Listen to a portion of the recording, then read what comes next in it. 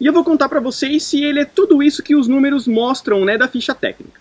Então se inscreva aqui no canal, já deixe seu like, lembrando nossa meta de 1000 likes em todos os vídeos, e confira o comportamento dinâmico do novo Chevrolet Onix Plus 2020.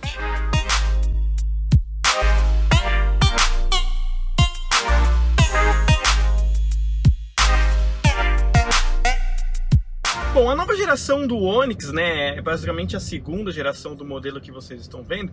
Ela usa um motor 1.0 turbo de 3 cilindros com injeção indireta de combustível, não é injeção direta.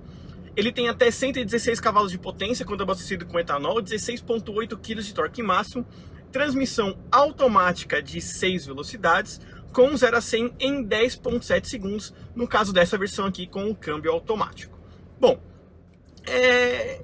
falando mais da motorização agora no começo, apesar dela ser indireta, né, não ser uma transmissão, não ser um carro com injeção direta na realidade, né, como acontece no próprio Virtus, por exemplo, no Polo, no novo HB20 também, a receita que a Chevrolet fez aqui para esse modelo realmente é bastante interessante, porque você tem um impulso interessante com o carro relativamente anda muito bem. Então, quanto o novo Polo ou o novo HB20 também, apesar do HB20 ter 4 cavalos a mais de potência, então isso faz diferença. Mas assim, de uso real, você percebe o torque a partir de 2.000 giros e vai bem ali até seus 4.500, né? É um carro de 3 cilindros, então não dá para exigir muito. Mas assim, para uso urbano, o carro é bem interessante realmente. O ponto aí é que ele não é tão econômico assim, né, quanto os números oficiais da montadora em si. Porém, mesmo assim, é um número bem considerável, mas eu já vou chegar lá. Bom, o câmbio automático de 6 velocidades aqui no caso do Onix Sedan, né, o Onix Plus, né, na realidade, é bem curioso o comportamento dele, porque num ritmo bem tranquilo de condução, né, sem exigir muito do acelerador, fazendo trocas bem suaves mesmo, em alguns momentos você sentiu alguns trancos, isso é meio curioso, coisa que a gente não percebeu durante o teste, né, durante o lançamento. Por isso mesmo que eu falei para vocês que eu queria andar no carro com calma para contar esses detalhes para vocês, né, de comportamento dinâmico. Então, você tendo trocas tranquilas com o carro, sem chegar em meio pedal, às vezes você sente um tranco ou outro na transmissão, como acontece no próprio Polo também, né? Fato é que no Polo, ali o motor realmente deveria ter sido conjugado com a transmissão DSG, né? Aqui a gente conhece ele sempre com esse câmbio automático, né? A Chevrolet não tinha nenhuma outra transmissão para aplicar para este modelo. Porém, você sente realmente alguns trancos aí em algumas marchas, entre segunda e terceira marcha, às vezes tem algum tranquinho ali, principalmente se você tiver com o pé bem aliviado. Se você estiver andando mais forte, você não percebe isso, né? As trocas de marchas, no caso, são melhores do que o próprio Cruze, né? Eu acho que aqui a Chevrolet acertou bem a relação, então você tem trocas mais tranquilas, sem sentir o esforço do câmbio trabalhando. Então aqui nesse ponto realmente você percebe que o carro está trabalhando um pouco melhor, ele está exigindo menos do câmbio, então tem uma troca bem tranquila. Poderia ter vindo com pedal shifts ou a transmissão aqui, a manopla, ter uma alavanca melhor para câmbio manual. Você tem os botões aqui, como a Ford usava também um tempo atrás, né? Não é muito bom de usar, mas enfim, são trocas manuais.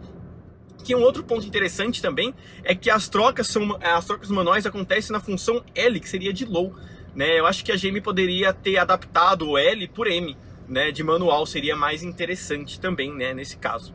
Mas a motorização enche bem, o carro é bem esperto. Fato é que o Onix Plus, ele é leve também. É um carro de 1.100 quilos, né? Então é um carro leve que ajuda bastante nesse comportamento também do carro deslanchar mais também e ser mais interessante de condução, né? A direção também é super leve, a direção elétrica alivia também a motorização. Então tudo isso facilita com que o motor trabalhe melhor também, trabalhe mais folgado, né? Então nesse ponto a GM acertou bem. Para um uso urbano de estrada sem nenhuma pretensão esportiva, o Onix Sedan realmente agrada bastante. E desculpa eu falar Onix Sedan, né? O carro é Onix Plus, mas ficou como Onix Sedan ou Prisma para muita gente, né? Fato é que você tem uma posição de dirigir gostosa com o carro, é uma nova geração, né, do carro, que eu já vou contar no final ali o porquê que o carro é relativamente barato, né, vamos dizer assim. Mas você tem uma dinâmica boa, ela é um pouquinho virtual por ser elétrica, ela poderia ser um pouquinho mais precisa, mas Para um uso urbano, né, para a maioria dos brasileiros que gostam de direção leve, a GM acertou muito bem. Outro ponto também é que, por ser 3 cilindros, a GM acertou uma solução na caixa de direção bem interessante, que você não tem a vibração do carro aqui na parte interna. Só parado você percebe um pouquinho de vibração assim no banco, mas é bem perceptível mesmo. O volante em si não vibra absolutamente nada, você nem nota que é um carro 3 cilindros. E um barulho também, né, se a gente pode dizer assim, né, o ronco não é de 3 cilindros, o carro é muito bem isolado, o que deixou ele realmente bem interessante para quem não gosta daquele rajado de carro, né, 3 cilindros, essas coisas. O carro realmente foi muito bem acertado nesse ponto.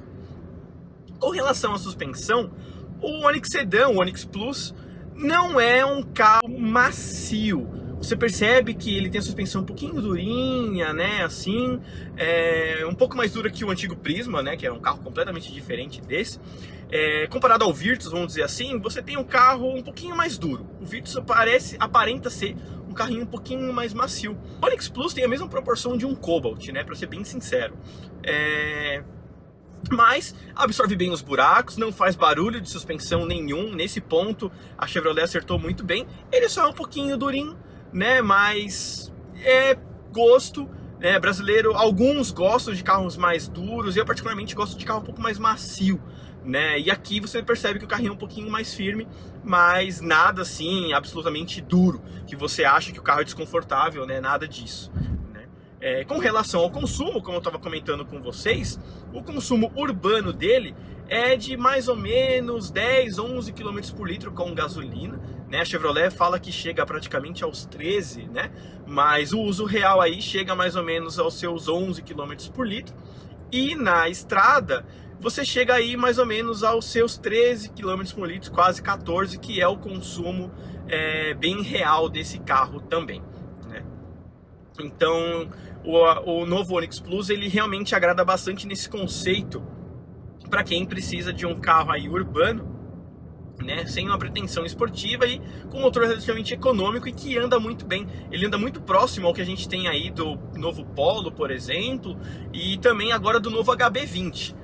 Porém, você percebe que aí falta um pouquinho de potência, mas são 116 cavalos, né? Isso vem por conta também da injeção indireta, que, de acordo com a própria Chevrolet, eles alegam que esse sistema é mais interessante para gasolinas de péssimas qualidades, como acontece aqui no mercado brasileiro também, né? E uma outra coisa também é que esse motor não é relativamente novo. É um motor que a Opel usava no Adam, né, que é um modelo bem compacto que a Opel vendia lá no mercado europeu, né, que foi basicamente o último modelo, o último motor da Opel produzido pela Chevrolet antes da Opel virar PSA, né? Hoje a Opel pertence ao grupo Peugeot Citroën. Bom, na parte estética do novo Onix Sedan, né, o Onix Plus, essa daqui é uma versão Premier, a gente ainda não teve acesso às versões mais simples, a gente vai acabar conhecendo a partir do final do ano, quando for lançado o Onix Hatch, né? Mas aqui na versão Premier você tem o DRL. Curioso que você perde farol de neblina pro DRL, né, nessa versão Premier. O farol é de projetor com lâmpada amarela, né, a parte superior é toda halógena, né, só o DRL na parte frontal é em LED. Já na parte traseira, você tem as lanternas 100% em LED, né? Aliás, traseira, lanterna e freio em LED, a luz de seta e ré são halógenas. Voltando na parte dianteira, né, você percebe que tem aquela cara global, né, essa grade que a gente conhece no próprio Cruze também, na própria aquela Blazer do Camaro, né, que a gente fala, né, então você tem a gravata dividindo ali a grade, sendo a parte superior bem mais fina e a parte inferior com a boca bem maior, né, dando realmente uma cara mais agressiva para o carro. Na parte lateral você percebe que o carro é bem espichado, né, tem esse conceito realmente muito parecido com o próprio Cobalt, com as rodas de 16 polegadas, não há freio a disco nas 4 rodas, né, apenas na parte dianteira aí, né, que tem o freio a disco. E na parte traseira, para mim, lembra bastante o Cobalt, né, apenas a lanterna aí tem um design um pouco diferente, né, mas ele lembra bastante, na minha opinião, o Cobalt, com essa coluna C um pouco mais inclinada, né, dando esse estilo de coupé, os novos sedãs estão seguindo essa tendência, né, de esticar um pouco a coluna C para diminuir a aparência de tamanho de porta-malas, que mesmo assim para esse carro é de 465 ou 469 litros, agora de cabeça não me veio, né, mas a ficha técnica eu coloquei para vocês, é um porta-malas bem espaçoso, né? Apesar de parecer menor do que o antigo Prisma, né? O porta-malas mesmo assim ainda é bem aproveitável. De série, esse modelo vem com controle de tração e de estabilidade e 6 airbags, lembrando que ele é 5 estrelas no crash test também, né? Isso é bem interessante. Essa versão Premier aqui na parte interna que vocês estão vendo, vem com partida no botão, carregamento por indução, vem com sensor de ponto cego também, o que é bem interessante para esse modelo, vidro elétrico automático nas 4 portas, acendimento automático dos faróis, porém não há sensor de chuva nem retrovisor crepuscular. Ele tem uma entrada USB na parte frontal para Apple CarPlay e Android Auto, mais 2 USB na parte traseira, porém sem saída de ar. Não há temporizador do limpador também, o que eu achei um ponto aí bem negativo. Eu acho que poderia pelo menos o temporizador vir, né? O volante revestido em couro, com um piloto automático e limitador de velocidade, além de acesso ao computador de bordo também, que é um velocímetro digital simples. Eu achei que poderia ter vindo o velocímetro, por exemplo, da Blazer, que é mais atrativo, apesar de ser monocromático também. Eu achei mais atrativo do que esse. Porém, é um painel mais simples, mas assim informa computador de bordo, né, e algumas informações de dados do carro, porém não tem interação nenhuma com a central multimídia, né, do modelo, que é o novo MyLink. Como eu já tinha dito, ele tem Apple CarPlay, Android Auto, não há GPS integrado, deixando bem claro isso, né, não há GPS integrado para este modelo. E uma novidade, né, que a GM lançou no Cruze e agora inclui também aqui no novo Onix, é o Wi-Fi a bordo, né, em parceria com a Claro. Você tem uma internet aí com franquias, você escolhe o seu plano, né, e você tem internet 4G para você e para até 7 dispositivos conectados ao mesmo tempo, né? São 12 antenas que ficam ali na parte superior do carro, que elas captam o sinal melhor do que o celular normal, justamente porque são 12 antenas que tem aí uma potência muito superior, né? O que faz com que você tenha internet basicamente como se você estivesse na sua casa, né? Lembrando que a internet varia de acordo com o sinal da operadora, né? Obviamente, você não tem 100% de sinal o tempo inteiro, né? Deixando bem claro isso também. Essa versão aqui ainda do Onix Premier, né? A versão Plus, você também tem Park Assist para essa versão, ar-condicionado digital, o sistema OnStar, né? Que é o serviço de concierge também. Ele vem com acendimento automático dos faróis, como eu já tinha mencionado também. E os bancos são revestidos em couro inteiriço, que algumas pessoas gostaram, outras não. Eu particularmente não tenho uma opinião muito formada sobre isso, né? Eu acho o design bonito, né? Fato é que é uma economia de custo da montadora. Assim como o console inteiro do carro não é aquele console expressivo. Você lembra muito da textura do antigo Onix aqui, né? Se a gente pensar que o carro subiu de categoria, ele elevou o patamar, né? Ele poderia ter uma aparência um pouquinho mais superior. Porém, né, pelo preço do carro, comparado principalmente às versões de entrada, você tem aí um valor bem interessante, né? A posição de dirigir do carro em si é boa, a parte traseira então nem se fala, né? O entre-eixo do carro realmente agrada bastante, é um carro que tem um bom espaço para quem senta atrás, dá para levar aí 5 ocupantes com relativamente conforto realmente, né? Para esse modelo, e o carro realmente agrada nesse conjunto mecânico. O Onix, né, Plus, né, de uma forma geral agrada, principalmente por conta do seu preço. Essa versão aqui que vocês estão vendo não é das mais baratas, custa R$76 mil, né, com tudo que você tem direito no modelo. Porém, na minha opinião, a versão LTZ é a que mais compensa, por volta aí de R$70 mil, né, R$69 mil, que já vem 90% dos itens que estão aqui. Outro ponto também é que o Onix, ele basicamente é R$10 mil mais barato que os seus concorrentes, né? Isso porque é simples a conta.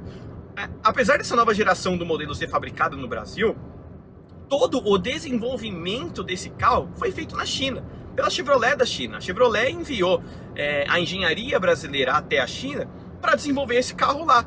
Justamente porque o custo para você desenvolver um carro lá na China é muito mais barato do que aqui no Brasil. Então, a gente pode dizer que o Onix, ele é um híbrido entre a engenharia brasileira e a engenharia chinesa nessa parte de pôr em prática, né, o desenvolvimento do carro. Porque lá você tem um custo muito mais barato, a hora de trabalhar é mais barato na China, enfim, tudo é mais barato. E isso repercute no preço do carro. Então, o que acontece? Com isso, a Chevrolet conseguiu diminuir o valor do carro de modo geral. Não quer dizer que o carro seja frágil, justamente porque a Chevrolet falou que ele atende 5 estrelas no Latina NCAP. Então é um carro seguro, apesar de ser um carro chinês, vamos dizer assim, né?